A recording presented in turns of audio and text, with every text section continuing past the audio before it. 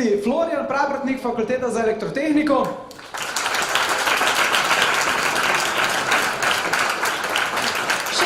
Ja, nekaj takega, ja. Jaz pa pravim, da se pri njemu že mogoče se malo meša, no, če mene vprašaš. Zato, ko so ga dobili, veš, ko je potrdilo vpisu, je podnareval, a veš to? Ja, v raziskovalne namene, ampak da ne branim jaz Florijana. Florijan, pridi, povej, kaj si raziskoval tvojih 5 minut. Tako. Ponarevalec.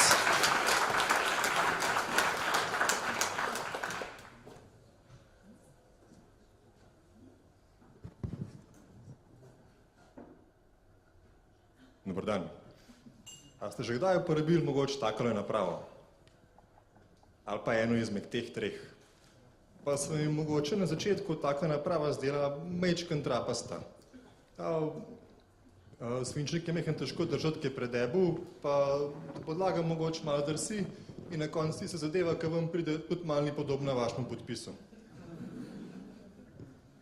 No, kdo pa ti podpise sploh preverja? Pa kako jih lahko sploh preverjajo, če ga še jaz ne prepoznam, pa jaz sem ga podpisal?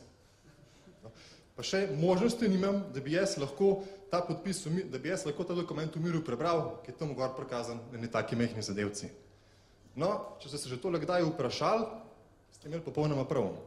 Te naprave, ki ste jih videli gor, vam ne omogočajo nobene dodatne varnosti. A pa to zdaj pomeni, da bi jih mogli prekiniti, da gremo nazaj na navadne podpise. Ja ne, zato ker navadni podpisi niso nič kaj dosti boljši. Moj podpis na kreditni kartici je čist drugačen pa moj podpis na navadnem papirju. In pravzaprav s tem nismo nikoli nobenega problema. S prepoznavo tega se ukvarjajo grafologi na policiji, ampak to je še takrat, ker je enkrat že prepozno. Zdaj, vsakdo izmed vas lahko dokaj dosti dobro ponaredi podpis, če se meham pomatra. Če ima pa kdo res velik problem, si pa lahko kup takole napravco iz Kitajske. Zdaj so v akciji na Alibabi. Kaj pa štempilka? Za štempilke pa še veliko lažji. Kjerkoli štempel želite, vam bo naredil slovenski štemplar. Evo, tukaj imam primer. Štempilka Fakultete za elektrotehnike. 15-20 evrov. In jaz lahko tole poštemplam, tukaj čez printam recimo potrdilo o vpisu in lahko zaprosim za kakšno štipendijo ali pa študentske bone, če hočem malo pošparati za hrano. In takle dokument vam bodo tudi uverili na upravni enoti za evro pa pol. Zdaj imate pa gor originalen štempel v državi. Na srečo pa že na 40 let obstaja tehnologija, ki je popolnoma odporna na ponarejanje. Tej tehnologiji se reče kriptografija javnega ključa in deluje približno takole. Imam eno škatlico za naprav posebno ključavnico.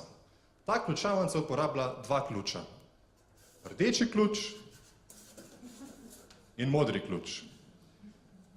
Rdeči ključ lahko ključavnico samo zaklene, ne more pa odkleniti. Modri ključ lahko ključavnico samo odklene, ne more pa zakleniti. Kako jaz zdaj podpišem en dokument? V redu, napišem izjavo, jo vržem noter in jo zaklenem, škatlico zaprem seveda, in jo zaklenem z mojim rdečim ključem, ključ pa varno pospravim. Modri ključ pustim na škatlici.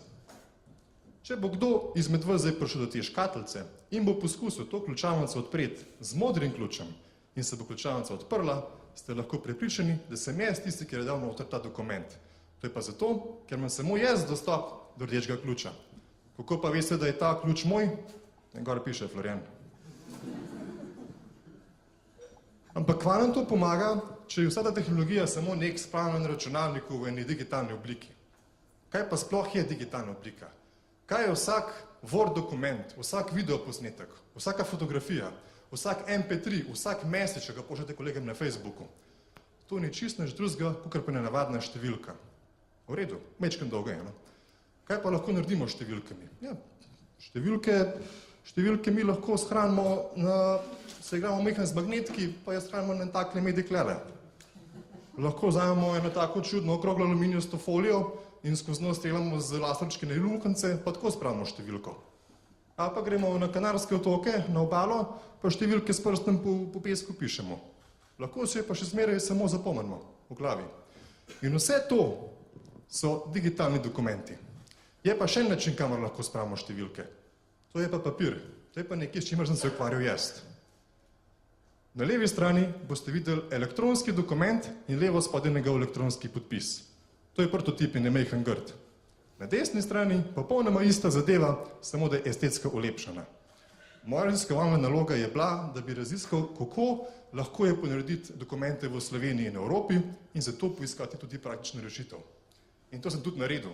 In za mojo nagrado mi je Republika Slovenija dala tudi eno lepo nagrado, to pa je 40 ur družbeno koristnega dela. Hvala lepa.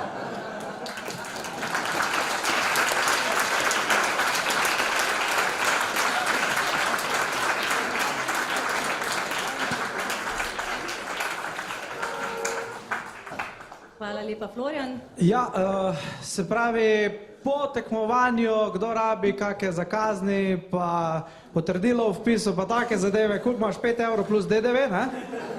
Ker goljufali pa ne bomo. Ker goljufali pa ne bomo, DDV je pač zraven, ja, pač to, da moramo zdaj iti čist mimo.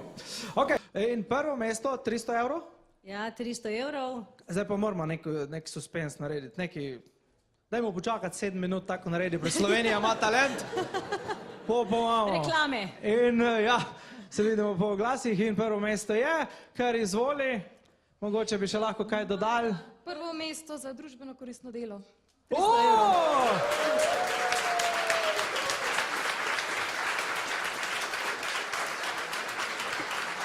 Aleš, kaj boš rekel? Vem, kaj boš rekel. Kaj bom rekel? Jaz mislim, da bo Aleš povedal nek štos na tem, pa kdo pravi, da se goljufija ne splača? Ne, jaz mislim samo reči, da najmo preveriti to glasovanje, ker se mi zdi to sporno, da je gliho on dobo to, ko se ukvarja z internetom, pa elektronskimi podpisi, pa prej bil sumljivo dolgo na Facebooku, tako da jaz bi to šel da enkrat štetje, drugače pa čestitke. Ampak vseeno dajmo mu še mogoče možnost, da še sam kaj pove. Seveda. A je to vse legalno, je to vse v redu? Vse štima. Danes zjutraj sem mu nadaljeval tečaj za gasilce, za Ido, in sem imel majhen model in sem naredil polkrožen zavoj tam pri Medvodah in me ostal policaj. Tako da eno prvico nagrade podarjam slovenskim policistom. Hvala lepa.